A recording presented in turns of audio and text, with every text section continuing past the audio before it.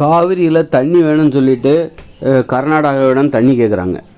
ஆனால் நிறைய தண்ணி கடலில் தான் கலக்குது. கொள்ளிடம் ஆற்றில் பார்த்திங்கன்னா காவிரியிலிருந்து காவிரி நதிநீர் ஆணையத்தின் மூலமாக சட்ட போராட்டம் நடத்தி கர்நாடகாவிலிருந்து பெறப்பட்ட தண்ணீர் பெரும்பாலும் கடலில் தான் கலக்குது. அதாவது பார்த்திங்கன்னா ஒரு மாதக்கணக்கில் கலக்குது. மாதக்கணக்கில் கடலில் தண்ணி கலந்துக்கிட்டே இருக்குது. அப்படின்னா அது பார்த்திங்கன்னா ஒரு நாள் ஒரு ஏரி, நிறைய ஊர் பக்கம் நிறைய ஏரிகள் இருக்கும். அந்த ஏரியில் ஒரு நாள் அந்த தண்ணியை பாய்ச்சினாலே அந்த ஏரி நிறைஞ்சிரும். அப்படி ஆனால் அப்படி பார்த்திங்கன்னா பல மாதக்கணக்கில் 2-3 மாதம் அந்த தண்ணி கடலில் கலந்துக்கிட்டே இருக்குது. பெரிய வெள்ளமாக கடலில் கலந்துக்கிட்டே இருக்குது. அந்த தண்ணியை வச்சுக்கிட்டு எத்தனை ஏரிகளை நிரப்பலாம் பாருங்கள். தமிழ்நாட்டில் எத்தனையோ ஏரிகள் காலியாக கிடக்குது. அந்த ஏரியெல்லாம் அவ்வளோ தண்ணியெல்லாம் சில ஏரியில் விட்டால் 3 மணி நேரத்தில் நிறைஞ்சு போயிடும். 3 மணி நேரத்தில் நிறைஞ்சு போயிடும். அப்போ இந்த தமிழ்நாட்டில் உள்ள ஆயிரக்கணக்கான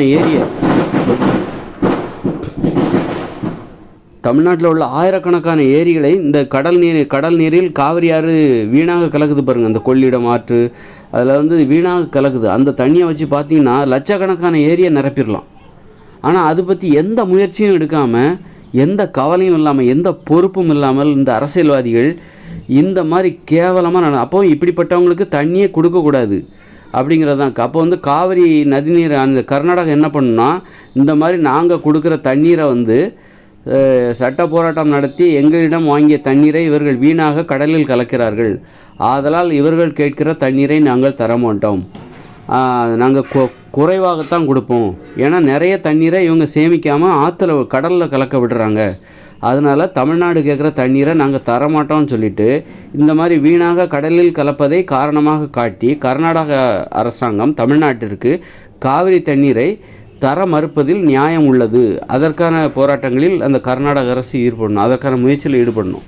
அதை காரணமாக சொல்லணும். நாங்கள் கொடுக்குற தண்ணியை இவங்க கடலில் கலக்க விடுறாங்க, இவங்களுக்கு எதுக்கு நாங்கள் தண்ணி கொடுக்கணும் அப்படின்னு சொல்லிட்டு கர்நாடகா அதை ஒரு வாதமாக நீதிமன்றத்தில் முன்வைக்க வேண்டும். முன்வைத்தால்தான் அப்புறம் இவங்க கேட்குற தண்ணியை நாங்கள் கொடுக்க வேண்டிய அவசியம் இல்லை.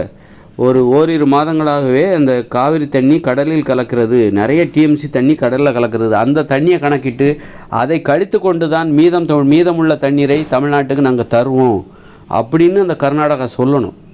அது ஒரு பெரிய பிரச்சனையாக அப்போ தான் தமிழ்நாட்டுக்கு அப்போவாது உரைக்குமா என்பதை நாம் பொறுத்திருந்து தான் பார்க்க வேண்டும். அப்படி நடந்தால் பார்த்துக்க வேண்டியதான், இல்லைன்னா என்ன பண்ண முடியும். அதனால் ஏராளமான தண்ணி அப்படி கடலில் வீணாக கலக்குது. காவிரி தண்ணிங்கிறது எவ்வளோ மலைகள்லேருந்து வந்த தண்ணி, அது மலைகளில் அந்த சத்தான தண்ணி. அந்த தண்ணியை நவீன தொழில்நுட்பத்தை பயன்படுத்தி குழாய் மூலமாக, வாய்க்கால் மூலமாகலாம் கொண்டு போகாதீங்க. வாய்க்கால் அப்புறம் தூர் வாரணும், வருஷம் தூர் வாரணும், அதுக்கு ஒரு நிறைய பணத்தை விடணும், அதை அரசியல்வாதிகள் கொள்ளையடிப்பாங்க. அது தேவையே இல்லை. குழாய் மூலமாக எல்லா ஏரிகளையும், தமிழ்நாட்டில் உள்ள எல்லா ஏரிகளையும், குளங்களையும், கிணறுகளையும் குழாய் மூலமாக இணைக்க வேண்டும். ஏரி நிறைஞ்சிச்சுன்னா அந்த தண்ணி கிணத்துக்கு போகணும். அதுக்கு பைப் மூலமாக ஒவ்வொரு கிணத்துலையும் பைப்பு கனெக்ஷன் கொடுக்கணும். கிணத்தையும் நம்ம என்ன பண்ணணும், இந்த மழைநீர் சேகரிப்பு ஒரு பகுதியாக மாற்ற வேண்டும் கிணறு. அப்போ ஏரி நிறைஞ்சிச்சுன்னா அந்த ஏரி தண்ணீர் எங்கே போகணும், குழாய் மூலமாக விவசாய கிணறுகளுக்கு போகணும். இப்படி தமிழ்நாட்டில் உள்ள எல்லா நீர்நிலைகளையும் சூப்பராக நிரப்பிடலாங்க. அப்படி தமிழ்நாடே வேலை வாய்ப்பு, ஒரு பல லட்சம் 10 லட்சம் பேருக்கு வேலை வாய்ப்பு கிடைக்கும். அந்த மாதிரிலாம் பண்ணாக்கா எல்லா கிணறு, அதாவது தமிழ்நாட்டில் எங்கெங்கே எந்தெந்த கிணறு இருக்குது, தெருவில் இருக்கிற கிணறு அல்லது வயலில் இருக்கிற கிணறு, விவசாய கிணறு, சும்மா கிடக்கும் கிணறு, எல்லா கிணறையும் என்ன பண்ணோம், குழாய் மூலமாக இணைக்க வேண்டும். ஏரிகள், குளங்கள், குட்டைகள் எல்லாத்தையும் குழாய் மூலமாக இணைக்கணும். இந்த மாதிரி ஆற்று நீர், இப்போ அது வெறும் காவிரி தண்ணீர் மட்டுமே கடலில் கலக்காது. வைகை ஆற்று தண்ணீர், இந்த வைகை ஆற்று தண்ணீர், தாமிரபரணி தண்ணீர் எல்லாமே சில காலங்களில் அதிகமாக வந்துச்சுன்னா கடலில் போய் கலக்கும். அது எல்லாத்தையும் என்ன பண்ணணும், கடலில் போய் நம்ம தேவைக்கு இங்கே இருக்கிற தமிழ்நாட்டில் உள்ள அத்தனை குளங்கள், ஏரிகள், கிணறுகள் எல்லாம் நிறைஞ்சதுக்கப்புறம் தான் நீ அதை கடலுக்கே கொண்டு போகணும். இன்னொன்று, ஏரியில் உள்ள அந்த தண்ணி நிரம்பி வழிஞ்ச அந்த தண்ணியை நீங்கள் கிணத்துல கொண்டு போகும்போது கிணற்று நீர் சத்தான நீராக மாறும். இப்போ கிணத்து நீர் ஏரி தண்ணிலாம் ஆற்று நீர் ரொம்ப சத்தான நீர். மலைகள் வழியாக நீர் அப்படி வழிந்தோடு வருகிற அந்த தண்ணி ரொம்ப சத்தான தண்ணி.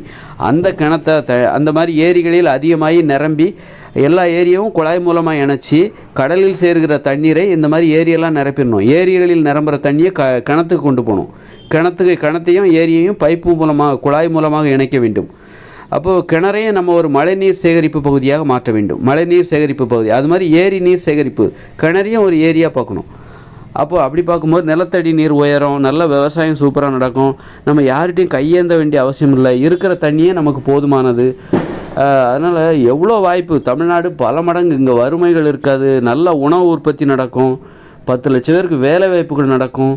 இப்படி அற்புதமான ஒரு வாழ்க்கை. அது பற்றிய கனவுகள் இந்த அரசியல்வாதிகளுக்கு இல்லை.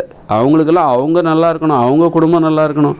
இந்த கமிஷன் அடித்து ஊழல் பண்ணி லஞ்சம் பண்ணி அவங்கவுங்க குடும்பம் நல்லா இருக்கணும்னு தான் நினைக்கிறாங்களே தவிர இந்த மக்களை வளமாக வைப்பதற்கு இங்கே அது ரொம்ப எளிதுங்க. அதுக்கு தேவை மனசு தான். நல்ல மனசு இருந்தால் போதும்.